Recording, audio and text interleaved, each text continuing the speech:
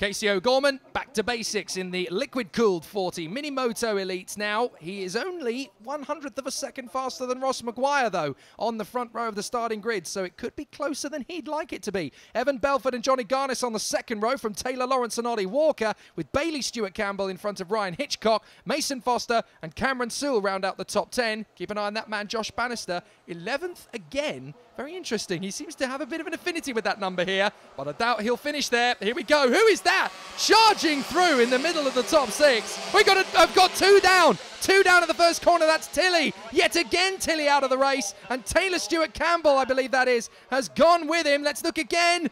Oh, it just got messy into that first corner. Two bikes into one bit of tarmac just won't go. The photographer didn't help either, Jake, did he, really? Walking across in front of the camera right at the inopportune time. Anyway, is there going to be a red flag? Doesn't look like it. I think they've pulled the bikes away. So we're back with the leaders. It is Casey O'Gorman that leads it. It looks like Evan Belford. It is in second place. Then Ross Maguire. Then Johnny Garnis in fourth. So some good battles in the early stages as Casey O'Gorman, championship leader, wants to win this one out on a riot out front, but he's got some incredible opposition already. Evan Belford, having worked his way through from the second row, is already into second position, and Ross Maguire, second in the championship at the moment and second on the grid, is now in P3. Here comes the move around the outside from Belford. Has just gone right round the outside of Casey O'Gorman, down the straight, and now O'Gorman is going to try and muscle his way back to the inside. He can't do it. Evan Belford has just pulled a fast one. Fantastic by Belford on the championship leader, but here comes Casey having a look again. This is not going to be the end of this race, folks. You can be assured of that. That's coming towards us. Oh, that's Charlie Tilley, Jake. So nice to see Charlie up and running again. Plenty of time for him to make up, but at least he has got himself back into the race again, because you never know what can happen. Fourth position at the moment. There is a trio of battlers there as well. Johnny Garnis running at the front of that trio as they come to Paddock Bend once again. Johnny Garnis in fourth position ahead of Bailey Stewart-Campbell and Taylor Lawrence. There's Ollie Walker, Ryan Hitchcock battling for ninth position. That is Connell and Brinton with Jeffrey, Foster, Cameron Sewell, Kirsch and Pendrell all in there giving chase. Back to the leaders. Belford just hanging on in there from Casey O'Gorman. Or is he? O'Gorman sliding up the inside into Spoon Curve. Thank you very much. You had your moment. Now it's my turn. Down Damon Hill one more time. This is that battle for 4th, 5th and 6th. Looking up the inside, Bailey Stewart-Campbell can't make the move on Johnny Garnis. Garnis holds on.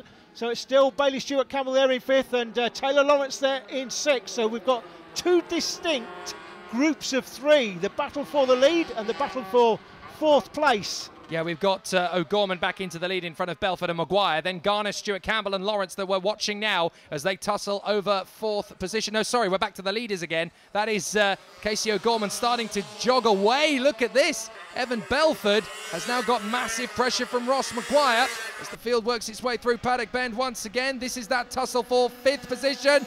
Bailey Stewart-Campbell desperately hanging on in front of Taylor Lawrence as they come up to the Spoon Curve into the right-hander. That'll do nicely for the moment, Bailey. Just hanging on in there. Johnny Garnis up the road in 4th position. He is not going to make the same mistake as he did earlier on in the day. He has learnt from that one, and now he is going to be a much smoother rider. Taylor Lawrence, 6th position, bike number 10. Absolutely on the lock stops under brakes there through the compression complex. Oh, that's Mason Foster. Foster was working his way up through the field, but Foster has had an incident there. He's got it going again, but that is a bit of a disappointment. This is a great performance by Taylor Lawrence, by the way, as we see Casey O'Gorman out front from Belford and Maguire. Taylor Lawrence here in 6th place on that green machine, black and yellow suit. There he is. You can see the distinct difference in size between him and the riders in front of him. He is a lot bigger, a lot heavier, and that makes this performance that much greater because he has a distinct power to weight disadvantage over the riders in front. Great performance by Taylor.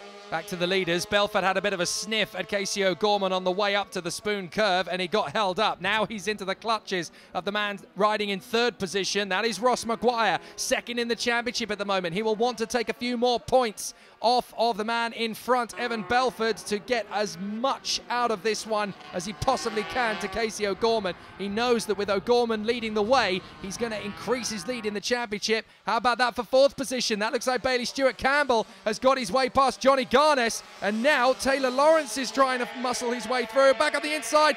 Oh, don't try that. That's very high risk into the first corner for Johnny Garnes. He doesn't make the move, but now he's under threat from Taylor Lawrence. He's going to try and make the move. Looking further back, look at how quickly Mason Foster's trying to make up progress. He is working his way through the back markers as much as he possibly can. Bailey Stewart-Campbell in 4th position in front of Johnny Garnes and Taylor Lawrence. Down Damon Hill towards Carousel. And we've got the leaders further up the road. There they are, in amongst the traffic. Casey O'Gorman's already moved up past the rider that's, I can't quite see who that is, actually, not having the best of meetings from his point of view, although everybody's got to learn somewhere. They've got to develop, and going through the traffic is obviously tough for the front runners, but being one of those who is being lapped is a very groundbreaking experience for those who are moving their way through. I said before though, Jake, and I'll say it again, there will be riders that are lapped, but it's because they have to come and learn by racing on the job. These will be highly inexperienced riders against these highly experienced riders, so you can expect them to get lapped. But as we've seen before, in the case of Cameron Sewell, Jake, a couple of years ago, he was being lapped one year, he won a championship the following season. Absolutely. We all have to start somewhere in the world of bike racing. Fairly sure Carl Fogarty didn't win it straight away. He had to learn how to get the job done. He probably did. It took him a bit of a time. He didn't win it first time out. I think his debut was 1989. He didn't win the title till 94. So you have to learn your way through. Still working your way through the traffic, though, is very stressful. And to be fair, the riders are doing a good job, as are the riders being lapped, actually, not to cause too much of an issue and to do exactly what you should do, because it's on the onus of the riders in front to lap you in the correct way. They need to move over and lap you. You don't come off your racing line. And to be fair, the standards have been very high for the back markers today.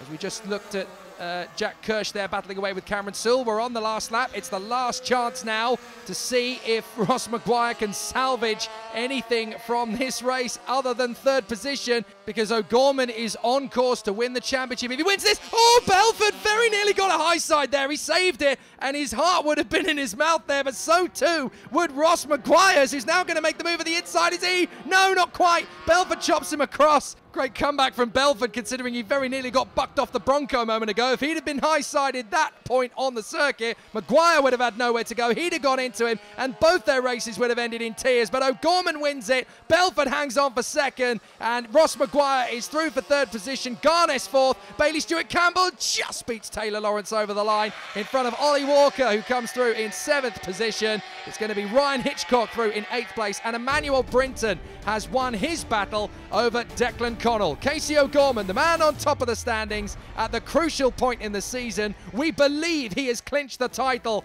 And there's the confirmation. 75 points available at Rowrah. Casey O'Gorman leads by 107. He's done it. Mini GP50 will close us out next.